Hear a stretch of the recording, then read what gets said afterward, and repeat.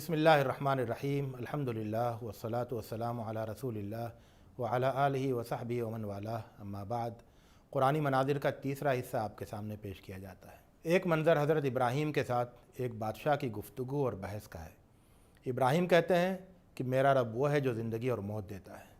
بادشاہ کہتا ہے زندگی اور موت تو میں دیتا ہوں۔ ابراہیم کہتے ہیں کہ اللہ سورج کو مشرق سے نکالتا ہے، تو مغرب سے نکال کر دکھا۔ بادشاہ ہکا بکا رہ جاتا ہے، اس سے کوئی جواب نہیں بن پڑتا۔ دوسرا منظر ہے، ایک شخص ایک بستی سے گزر رہا ہے۔ بستی چھتوں کے ہوتے ہوئے ویران پڑی ہے۔ وہ کہتا ہے کہ اس بستی کو دوبارہ زندگی اللہ کیسے دے سکتا ہے؟ یہ تو موت سے دوچار ہو چکی ہے۔ اللہ اسے موت دے دیتا ہے اور 100 سال کے بعد دوبارہ زندہ کرتا ہے۔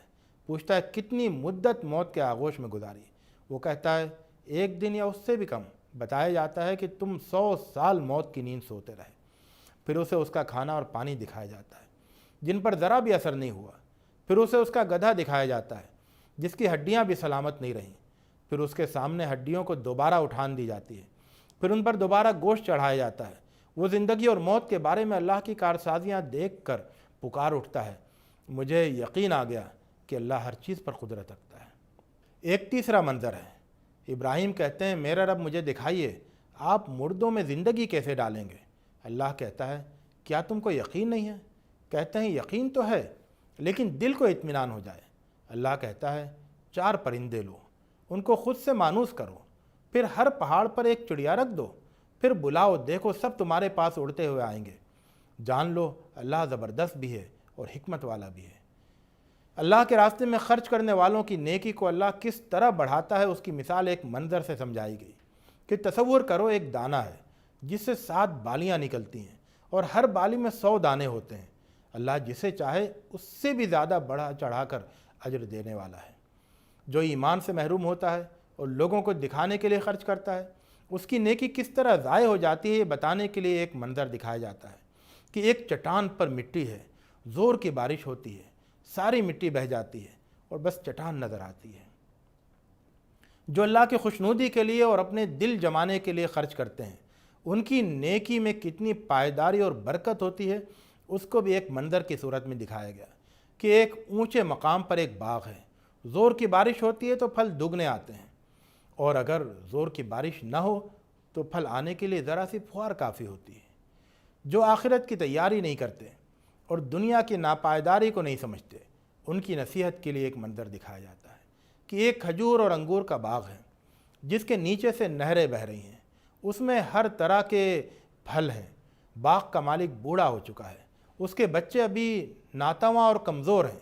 یکایک ایک بگولا جس میں آگ ہوتی ہے باغ کو لگ جاتا ہے اور دیکھتے دیکھتے باغ جل جاتا ہے۔ غیرت و خودداری سے مالا مال ضرورت مندوں کا منظر سامنے ہے کہ ہر طرف سے گھرے ہوئے ہیں، زمین میں سفر نہیں کر سکتے ہیں۔ کمال غیرت کا حال یہ ہے کہ نہیں جاننے والا ان کو مالدار سمجھے، لوگوں کے سامنے ہاتھ نہیں پھیلاتے۔ بھوک ان کے چہرے سے تو جھلک سکتی ہے، ان کے رویے سے معلوم نہیں کی جا سکتی ہے۔ اہل ایمان ان کو تلاش کر کے ان کی مدد کرتے ہیں۔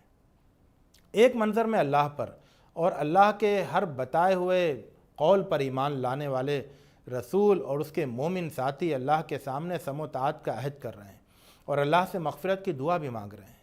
وہ بڑی پیاری دعا کرتے ہیں۔ دعا یوں ہے، ہمارے رب اگر ہم بھول جائیں یا چوک جائیں تو ہماری پکڑ مت کر۔ اے ہمارے رب ہم پر بھاری بوجھ مت رکھ جیسا کہ تو نے ہم سے پہلے والوں پر رکھا تھا۔ ہمارے رب ہم پر وہ بوجھ نہ ڈال جس کی ہمیں سکت نہ ہو، اور ہمیں معاف کر دے اور بخش دے اور ہم پر رحمت نازل کر۔ تو ہمارا مولا ہے، تو کافروں پر ہمیں مدد دے۔ دعا کی قبولیت پہلے ہی آ جاتی ہے۔ قبولیت کے الفاظ کتنے حوصلہ بخش ہیں۔ اللہ کسی جان پر بوجھ نہیں ڈالتا مگر اس کی طاقت بھر۔ جو اچھائی کمائے اس کا فائدہ اس کو، اور جو برائی کمائے اس کا نقصان اس پر۔ حضرت مریم کا تذکرہ نگاہوں کے سامنے آتا ہے۔ حضرت مریم کا تذکرہ نگاہوں کے سامنے ہے۔ عمران کی بیوی اللہ کے حضور عرض کرتی ہے، میرے رب میں نظر مانتی ہوں کہ جو میرے پیٹ میں ہے وہ خالص تیرے لیے رہے، تو مجھ سے قبول کر لے، بے شک تو ہی ہے سننے اور جاننے والا۔ پھر ولادت ہوتی ہے، ایک لڑکی کی ولادت۔ وہ کہتی ہے میرے رب میں نے لڑکی جنی ہے۔ غیب سے ندا آتی ہے، اللہ خوب جانتا ہے کہ اس نے کیا جنا ہے اور وہ لڑکا جو اس نے مانگا تھا اس لڑکی جیسا نہیں ہے۔ وہ کہتی ہے کہ میں نے اس کا نام مریم رکھا ہے اور میں اسے اور اس کی اولاد کو شیطان رجیم سے تیری پناہ میں دیتی ہوں۔ رب کی طرف سے بخوبی قبولیت کا پروانہ صادر ہوتا ہے۔ اس بچی کو زکریا کی کفالت میں دے دیا جاتا ہے۔ جب جب زکریا ان کے پاس اس کی نماز پڑھنے کی جگہ جاتے تو اس کے پاس خاص رزق پاتے۔ پوچھتے اے مریم یہ تیرے پاس کہاں سے آیا؟ بولتی یہ اللہ کے پاس سے آیا ہے، بے شک اللہ جسے چاہتا ہے بے حساب روزی دیتا ہے۔ زکریا اپنے رب سے دعا کرتے ہیں کہ میرے رب مجھے اپنے پاس سے ایک پاکیزہ اولاد دے، بے شک تو دعا سننے والا ہے۔ زکریا نماز کی جگہ پر کھڑے نماز پڑھ رہے ہیں اور فرشتے پکارتے ہیں کہ اللہ آپ کو خوشخبری دیتا ہے یحییٰ کی، جو اللہ کی طرف کے ایک کلمے کی تصدیق کرے گا، وہ نیکوکار، سردار، پاک باز اور نبی ہوگا۔ کہتے ہیں مجھے لڑکا کہاں سے ہوگا، میں بوڑھا ہو چکا اور میری بیوی بانجھ ہے۔ کہا گیا کہ جو اللہ چاہتا ہے وہ کرتا ہے۔ کہتے ہیں کہ میرے رب میرے لیے نشانی طے کر دی جائے۔ کہا کہ تمہاری نشانی یہ ہے کہ 3 دن لوگوں سے بات مت کرو، صرف اشاروں کا استعمال کر سکتے ہو، اور اپنے رب کا خوب ذکر کرو اور صبح شام تسبیح کرو۔ ایک منظر میں فرشتے مریم سے کہتے ہیں کہ اے مریم، اللہ نے آپ کو چن لیا، آپ کو پاکیزگی عطا کی اور سارے جہان کی عورتوں میں آپ کو منتخب کیا۔ اے مریم آپ اپنے رب کے حضور کھڑی ہوں، سجدہ اور رکوع کریں۔ ایک اور منظر میں فرشتے مریم سے کہہ رہے ہیں اے مریم، اللہ آپ کو اپنے پاس سے ایک کلمے کی بشارت دیتا ہے، اس کا نام ہے مریم کا بیٹا عیسیٰ مسیح۔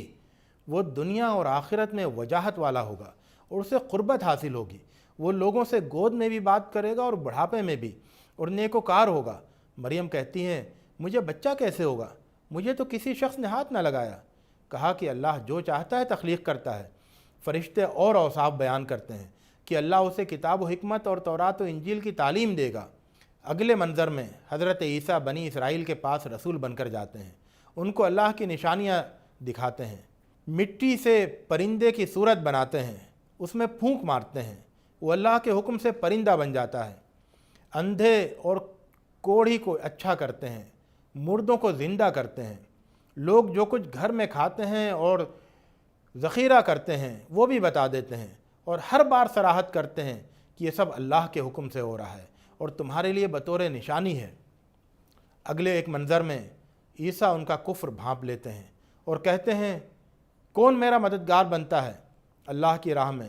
حواری کہتے ہیں ہم ہیں اللہ کے مددگار، ہم اللہ پر ایمان لائے اور آپ گواہ رہیے کہ ہم مسلم ہیں۔ پھر دکھایا جاتا ہے کہ بنی اسرائیل عیسیٰ کے خلاف چالیں چل رہے ہیں اور سب چالیں ناکام ہو رہی ہیں۔ عیسیٰ کو اللہ تعالیٰ اپنے پاس بلا لیتا ہے، ان کا درجہ بلند کرتا ہے، ان کو کافروں سے پاک کرتا ہے اور ان کے متبعین کو جھٹلانے والوں کے مقابلے میں غلبہ عطا کرتا ہے۔ اہل کتاب کا حال دکھایا جاتا ہے کہ اہل ایمان کو گمراہ کرنے پر تلے ہوئے ہیں، آپس میں سازش کرتے ہیں کہ صبح کو ایمان لے آؤ اور شام میں کفر اور انکار کر دو، اس طرح اہل ایمان برگشتہ ہو جائیں گے۔ اہل کتاب کے 2 طرح کے لوگ سامنے لائے جاتے ہیں۔ کچھ لوگ وہ ہیں کہ امانت کا ڈھیر بھی رکھ دو تو مانگنے پر لوٹا دیں گے، اور کچھ لوگ وہ ہیں کہ امانت کا 1 دینار بھی زور زبردستی کے بغیر نہیں لوٹاتے۔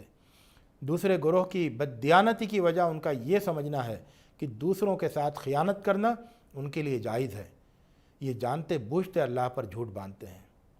ایک منظر میں نبیوں سے اللہ میثاق لیتا ہے کہ میں نے تمہیں کتاب اور حکمت عطا کی ہے، جب تمہارے پاس ایک رسول آئے جو مصداق ہو ان پیشین گوئیوں کا جو تمہارے پاس ہیں تو تم اس پر ایمان لانا اور اس کی مدد کرنا۔ پھر اللہ پوچھتا ہے کہ تم نے اس کا اقرار کیا اور اس پر ڈالی ہوئی میری ذمہ داری تم نے اٹھائی؟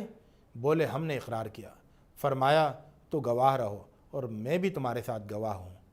یا اللہ ہمیں اپنے رسول پر اسی طرح ایمان لانے کی توفیق دے جس طرح ایمان لانے کا حق ہے۔ ہمارے رب ہم پر وہ بوجھ نہ ڈال جس کی ہمیں سہار نہ ہو، اور ہمیں معاف کر دے اور بخش دے اور ہم پر رحمت نازل کر، تو ہمارا مولا ہے، تو کافروں پر ہمیں مدد عطا فرما۔ وآخر دعوانا ان الحمد للہ رب العالمین۔